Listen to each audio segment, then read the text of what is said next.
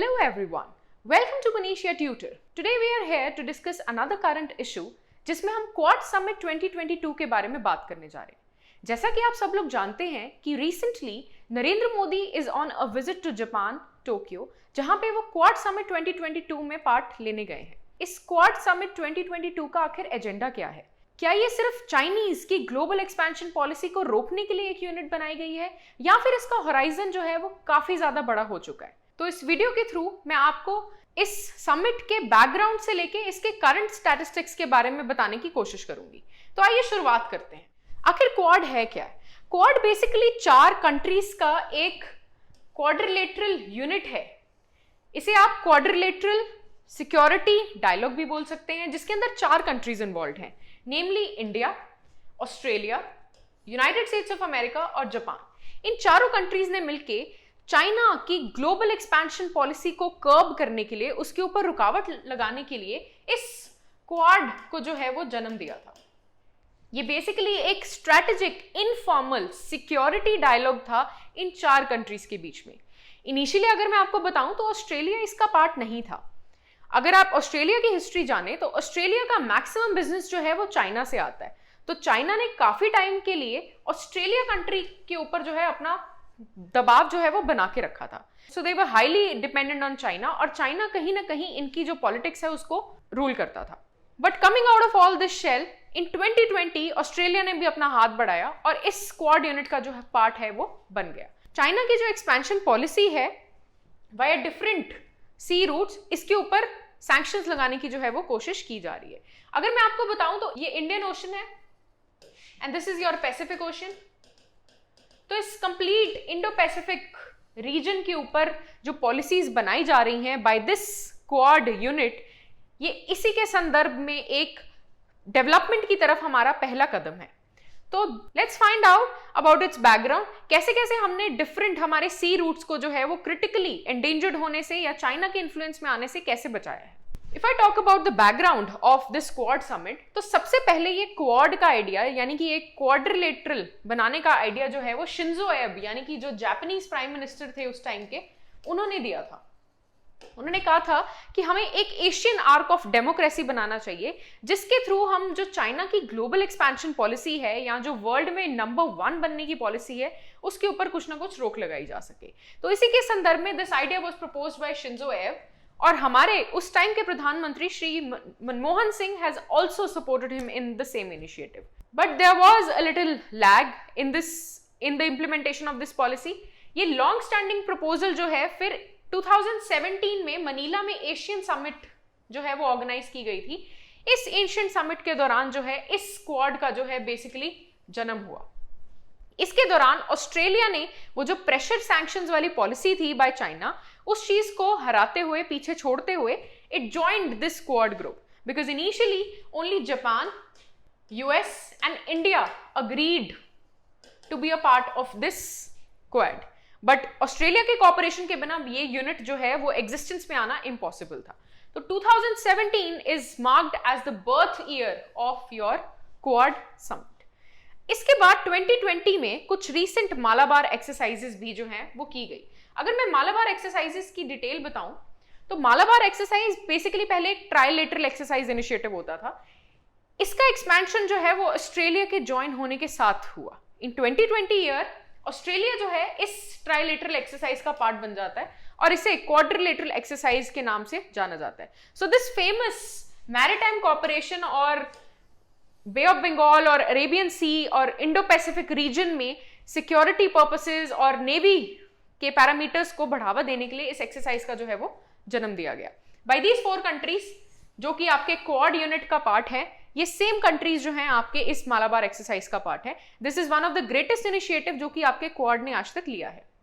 अगर मैं बात करूं इससे पहले, before it was a 4 member countries part, 2018 में it was Philippines sea and sea of Japan that hosted this trilateral exercise. Coming back to the previous slides, अगर मैं आपको बताऊं तो इस फ्री और ओपन इंडो पैसिफिक डायलॉग को, जो कि इन कंट्रीज ने नाम दिया है, ये 4 राउंड्स में पहले कंडक्ट की जा चुकी है। ये प्रेजेंट जो आपका मई 24 वाला राउंड है, this is your 4th round of meetings. इससे पहले मार्च 2021 में सबसे पहली वर्चुअल मीटिंग ऑर्गेनाइज की गई immediately just after your 2020 outbreak of Covid. China के इस बायोलॉजिकल वेपन का जवाब देने के लिए और चाइना को क्रिटिसाइज करने के लिए इस पर्टिकुलर समिट को जो है वो ऑर्गेनाइज किया गया। वेरियस वैक्सीन डिलीवरीज और various kind of defence equipments, economic infrastructure के बारे में बात करने के लिए इस पर्टिकुलर मीटिंग का जो एजेंडा है वो फिक्स किया गया। Then in the same year in September in personal meeting held हुई इन चारों लीडर्स के द्वारा। ये दोनों मीटिंग्स जो हैं they were held in Washington DC. Washington DC is capital of USA. In March 2022, a virtual meeting was held just 10 days after your Russia-Ukraine war. उसी के संदर्भ में उस चीज को क्रिटिसाइज करने के लिए मार्च 2022 में एक वर्चुअल मीटिंग जो है इन क्वाड लीडर्स द्वारा होस्ट की गई थी और रशिया यूक्रेन वॉर को होल्ड पे लाने के लिए मई 2022 टोक्यो जापान में रिसेंटली, यानी कि अभी जो करंट मीटिंग चल रही है, ऑनगोइंग है, इसके सिनेरियो में इसी रशिया यूक्रेन वॉर के बारे में डिस्कस करने के लिए, हमारी वैक्सीन डिलीवरी मैकेनिज्म्स को डिस्कस करने के लिए, हमारी डिफेंस कैपेबिलिटीज, सिक्योरिटी पार्टनरशिप्स, इन सभी चीजों को डेवलप करने के लिए ये जो मुकाम है इसे चुना गया। Presently talking about South China Sea. South China Sea का काफी ज्यादा इन्फ्लुएंस है। अगर मैं चाइना की पॉलिसी की बात करूं तो चाइना का ये कहना है कि ये जो साउथ चाइना सी वाला पार्ट है ना, ये सारा का सारा टेरिटरी जो है ये चाइना को बिलोंग करती है। This is one of the global expansion mechanism जो कि चाइना जो है वो फॉलो करता है। इनका ये कहना है ये कंप्लीट साउथ चाइना सी के ऊपर चाइना का हक है। But on the other hand countries like Vietnam, Malaysia, Brunei, Philippines, they have another story. They claim this territory to be a part of their own country.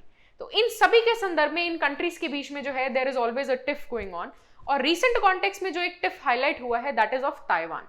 Taiwan का ये ऐसा scenario चल रहा है कि यहाँ पे मिलिट्री एग्रीमेंट जो है वो साइन किया जा रहा है और रशिया यूक्रेन वॉर के एग्जाम्पल को ऐसा माना जा रहा है कि जैसे रशिया को ओपनली क्रिटिसाइज किया जा रहा है by your quad leaders except India.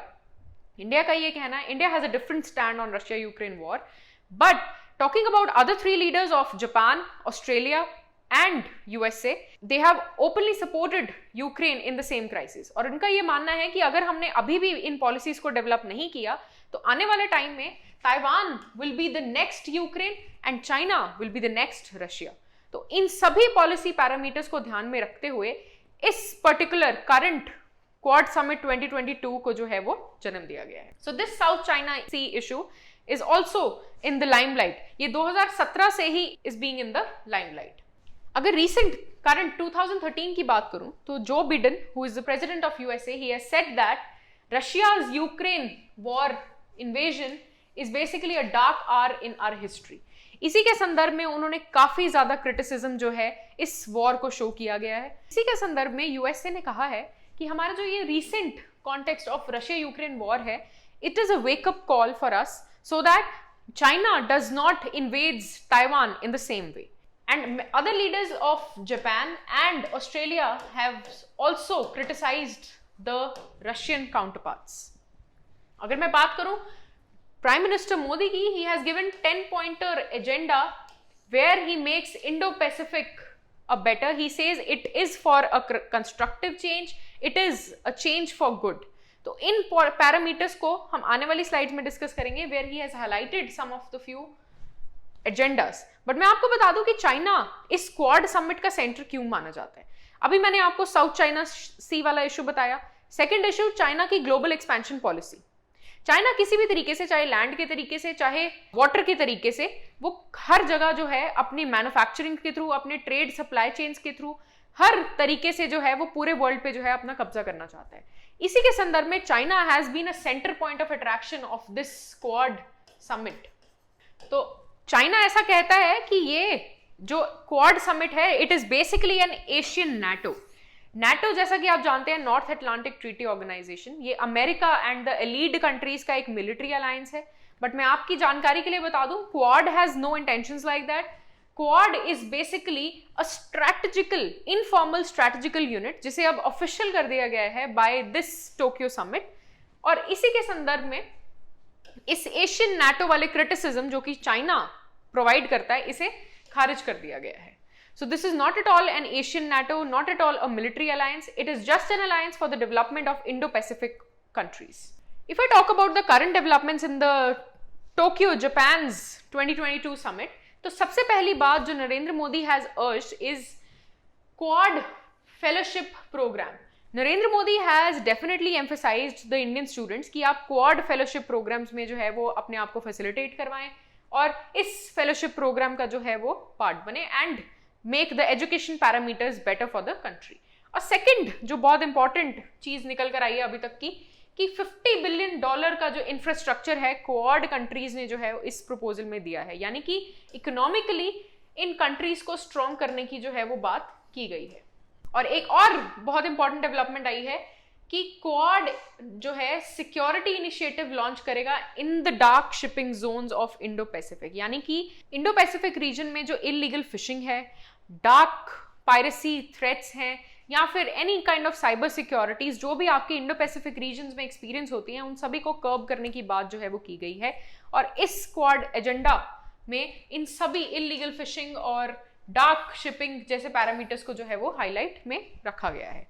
If I talk about another mechanisms, तो रशिया यूक्रेन इन्वेजन को, जैसा कि मैंने आपको बताया, इसे ताइवान के लिए एक वार्निंग जैसा जो सिस्टम है वो समझा जा रहा है, क्योंकि Chinese counter part is claiming that Taiwan is there part. तो अगला यूक्रेन जो है वो ताइवान ना बने, इस चीज का ख्याल जो है इन चारों क्वाड के देशों द्वारा जो है वो रखा जाएगा. सेकेंड फ्रेमवर्क इज इस पर्टिकुलर 2022 की जो समिट है इसके अंदर एक इंडो पैसिफिक इकोनॉमिक फोरम जो है वो साइन किया गया है.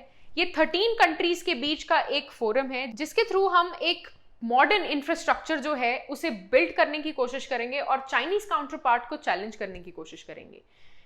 Narendra Modi has rightly said that Lothal, जो कि एक आपकी इंडस वैली सिविलाइजेशन की साइट है, वो एक एंशिएंट पैरामीटर से ही हम इसे प्रोस्पेक्ट्स में डेवलप करने की कोशिश कर रहे हैं.